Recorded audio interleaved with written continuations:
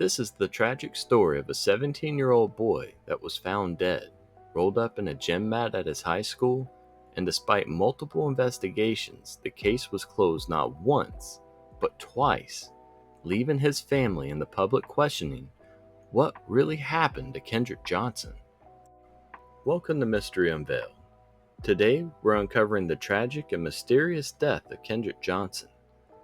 This case has left many divided. Was it truly a tragic accident, or is there something more to the story that we haven't been told? Stay with us as we explore the unanswered questions that continue to haunt Kendrick's family and the public. On January the 11th, 2013, the body of 17-year-old Kendrick Johnson was discovered in a rolled-up gym mat in Lowndes High School in Valdosta, Georgia. The initial investigation quickly concluded that Kendrick's death was accidental, suggesting that he had fallen into the mat while trying to retrieve his shoes. But from the very beginning, Kendrick's family and others felt that the investigation was incomplete at best, or at worst, purposefully negligent. Kendrick's body was found upside down in the mat, a position that the authorities claimed led to positional asphyxia, suffocation due to being stuck. But what about the bruising on his face? The visible injuries that seemed far too severe for an accident. His family pushed for more answers, questioning why no one had noticed Kendrick missing for so long, and why certain pieces of evidence, like the gym surveillance footage, were mysteriously missing hours of time. The first official autopsy concluded that Kendrick's death was accidental. Authorities stated that Kendrick likely tried to retrieve his shoes, which had fallen inside the mat, as students were known to store their shoes on top of these mats to avoid using lockers. It seemed plausible to investigators that Kendrick, in trying to grab his shoes, had become stuck and tragically suffocated. However, this explanation never sat well with his family. You see, here's the problem with the accidental theory. Kendrick was a well-built athlete. Why couldn't he push over the mat? According to experts, a fit 17-year-old like Kendrick should have had enough strength to dislodge the mat, even if he did get stuck. Furthermore, what about the injuries on his face? If this was just a matter of being stuck upside down, how do we explain the bruising and lacerations on his body? These details make the accidental theory seem too simple for such a complex case. And let's not forget about the missing surveillance footage. Hours of crucial video from the gym were either missing or corrupted, leaving significant gaps in the timeline of what happened that day.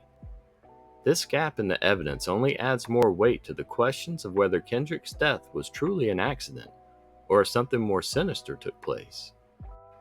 The second autopsy, commissioned by Kendrick's family, painted a very different picture. This autopsy revealed blunt force trauma to the right side of Kendrick's neck. The pathologist who conducted the autopsy concluded that this injury was non-accidental, which immediately suggested that Kendrick had been struck, potentially in a fatal altercation, rather than an accidental suffocation.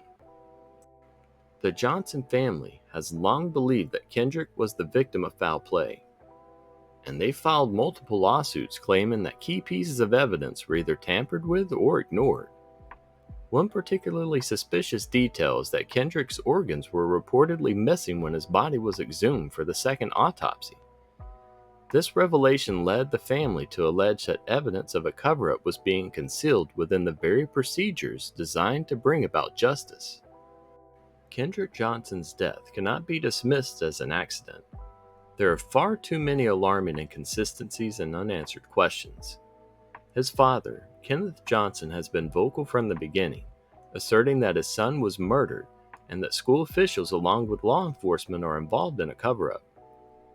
The second autopsy, which revealed blunt force trauma to Kendrick's neck, strongly supports the idea that this was no accident. Additionally, the missing hours of surveillance footage from the school gym are highly suspicious. How can we trust the investigation when key evidence mysteriously disappears?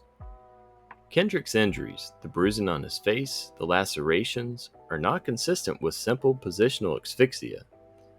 These details suggest a violent altercation, and the rush to close the case points to a much darker possibility that someone, perhaps multiple people, knew what happened and worked to conceal the truth. His father's relentless pursuit of justice shows us that this case is far from over. If you want to dive deeper into the details of this case, I highly recommend watching the documentary, Finding Kendrick Johnson.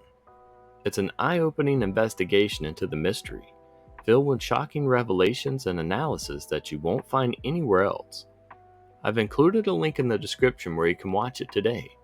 By using this link, you'll also be supporting the channel. So go ahead and click the link and watch the documentary and let me know what you thought in the comments below. The death of Kendrick Johnson remains one of the most haunting unsolved cases in recent history. Whether you believe it was a tragic accident or something more sinister, the fact remains that Kendrick's family is still fighting for answers. So what do you think? Was Kendrick's death the result of a tragic accident? Or do you believe that foul play was involved? Let me know your thoughts in the comments below, and let's keep the conversation going. And if you enjoyed this video, make sure to give it a thumbs up, subscribe to Mystery Unveiled, and don't forget to hit that notification bell so you never miss an update. Thanks for watching. We'll see you in the next video.